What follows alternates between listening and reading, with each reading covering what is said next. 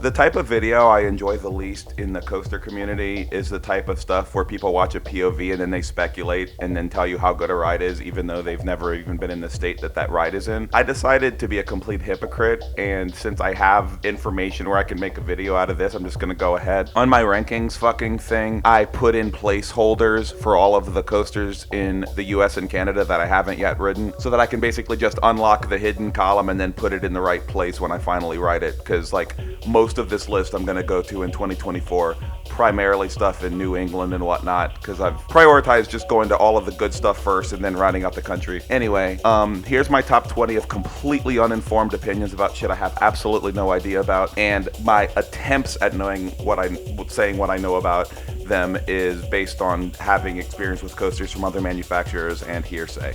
So enjoy this completely uninformed video. Number 20. It's Goliath at La Ronde, and it looks like the only coaster that matters in that entire park. And it's essentially a B&M hyper that's just camelback, camelback, camelback, camelback, followed by a camelback and a camelback and another camelback. And that just fucking rules. I mean, Shivering Timbers does that, and that's the Wood Coaster edition. I'd love to have the smooth B&M version of it, but that involves going to La Ronde. That will probably be one of the last parks I visit in this continent, but I'll get to it. Number 19, Cyclone, Luna Park, Coney Island Cyclone. I really am super excited about this ride, and I'm almost certain it'll make my top 100. You know, the couch seats and stuff. Everyone tells me only amazing things, and my coaster friend, who's got pretty similar opinions to me on basically everything, essentially confirmed it'll make my top 100 no matter what, so I'm pretty excited about that shit. Number 18 and number 17. Jersey Devil Coaster at Six Flags Great Adventure, and Wonder Woman Flight of Courage at Six Flags Magic Mountain. I've only been on one single rail, and that's Fiesta Texas's Wonder Woman thing, and I love that thing. It's in my top, 50-ish? Yeah, number 47. And I'm just going to assume the other single rails are equal to or a little worse, because that's what the general consensus is. And that's essentially why I have those slightly under it. And then one above those, Stunt Pilot at Silverwood, and Railblazer at California's Great America. Might as well just say them together, 16 and 15. They are going to be extremely close to Wonder Woman, unless there's some kind of crazy situation that I'm not expecting, which I just don't think is going to happen. Anyway, that's enough of that. That's 4 single rails in a row. Very exciting in the ranking. Number 14, we have Monster at Adventureland, a park I almost visited this last summer trip, but I just had one extra day I had to take out, so I'm just going to go in 2024, I believe, on a trip to Lost Island and some other shit like that. And I'll get my ride on Monster, which looks like the best Gerstlauer Infinity in the US from what everybody says. And I love hang time, so yeah, there's my information. Number 13, Leviathan at Canada's Wonderland. I have ranked expecting top 50-ish around there. It's a B&M Giga. I mean, it's gonna be good, because shit, it's a B&M fucking Giga, dude. Alright, and Behemoth, you know, I didn't even rank Behemoth.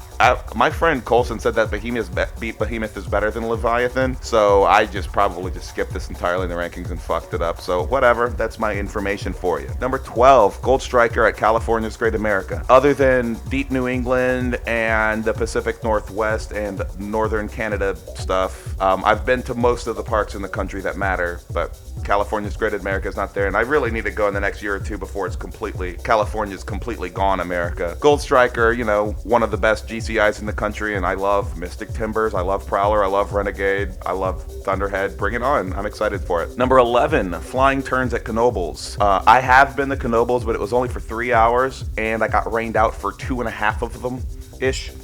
3 rides on Phoenix and Twister's all I did. I'm missing most of the park, and it sucks an ass. Flying Turns was definitely a missing credit, because part of the closing track on the ride was gone. So if they opened that, it would have killed me, and I'm not really a fan of that. I don't want to be killed. So that's why I didn't get to ride that. Number 10, the Storm Runner at Hershey Park. Number 9, Wildcats Revenge at Hershey Park. I've been to Hershey that same trip. In fact, that Tuesday right after I went to Knoebels, all kinds of shit was gone. Storm Runner was closed for the fucking season because of needing some part or some crap.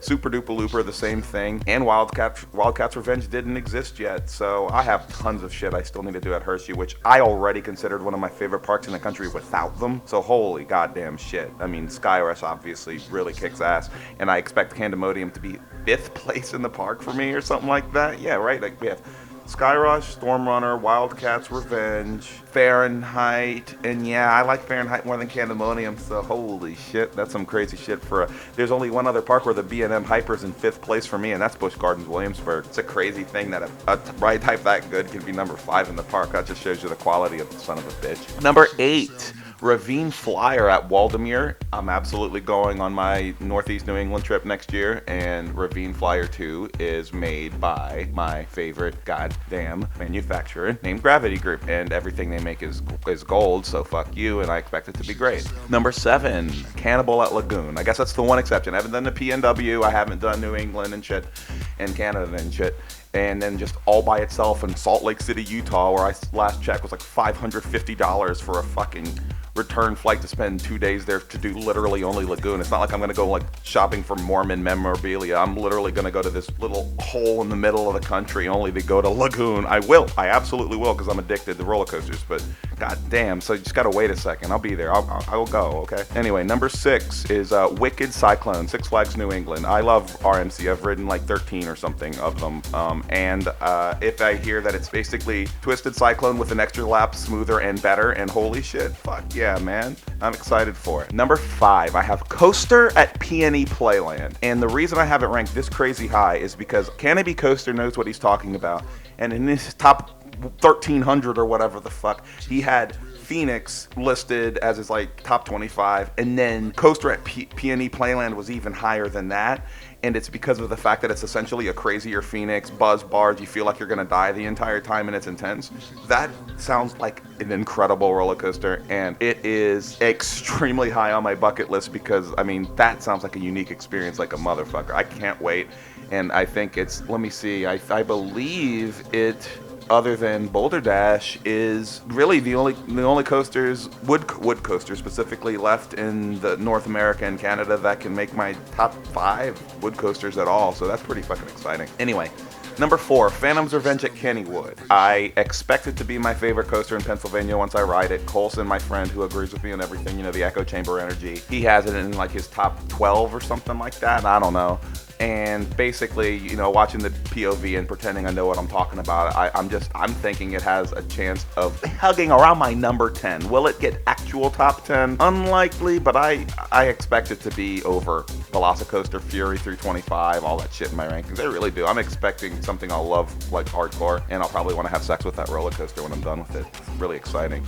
Number 3, sorry, that was awful. Ooh, I apologize, and I'm not gonna edit it because I'm lazy. Number 3, Superman the Ride at Six Flags New England. I hate that something labeled Superman, the most uninteresting intellectual property in all of amusement parks, is something that I expect to like more than Millennium Force. That's fucked. Millennium Force is my number 10 right now, and I have it in my fake news rankings as my number 9.5, you know, under Airy Force 1. That's where I expect, that's what people say. I hope it's awesome. I expect it to be awesome. Why wouldn't it be awesome? Number 2 on my speculation rankings is Boulder Dash at Lake Compounds. I am certain that it's the only S-tier wooden coaster left in the country I have not ridden, because I've ridden all the other bullshit. And I mean, the setting, the fact that even the worst CCIs I fucking love. And Colson, my echo chamber buddy, he's been on what, 507 credits. I'm at 369 credits, and it's like his number 3 overall. And we're like wood coaster dorks who love them more than we should and all that stuff. So I mean, if any of that is true, then this and the number 1 on my list are the only ones that can still make my top 25, and that's fucking exciting, man. Anyway, enough of that nonsense. Here's number 1. And I've been in the presence of this fucking asshole roller coaster twice. I went to King's Dominion just for the son of a bitch in like Christmas time or some shit in December 2021, and I didn't know that Dominator and Twisted Timbers were the only coasters open in that park, which was complete dog shit. So I wasted my time there. And then I came back 9 months later in 2022, and guess what was the only coaster in the entire fucking park that wasn't fucking open? It broke down in front of me, man. It's the only coaster left in the country that I can think can make my top 3. Boulder Dash, I don't know, who knows, but fuck. I mean, my hotel had a perfect view of I-305 on 2 separate trips, and I decided like an ass crack hole to go to fucking Busch Gardens Williamsburg on Monday and then Kings Dominion on Tuesday. I was checking QTimes.net. It was a 0 to 5 minute wait on I-305 all day, and then finally my stupid ass decided to walk the park to make I-305 last when I was at Kings Dominion, and the thing essentially broke down in front of me. I hate you, I-305. Fuck you. I'm gonna try a third time. I'm probably not gonna get on it. It's the most intense coaster in the United States. I'm an Intamin fanboy. I mean, fuck. Anyway, that's enough of my complaining. I hope you got value out of my speculation. And in fact, if you did, you're the part of the problem of consuming content like this. Anyway, love you guys.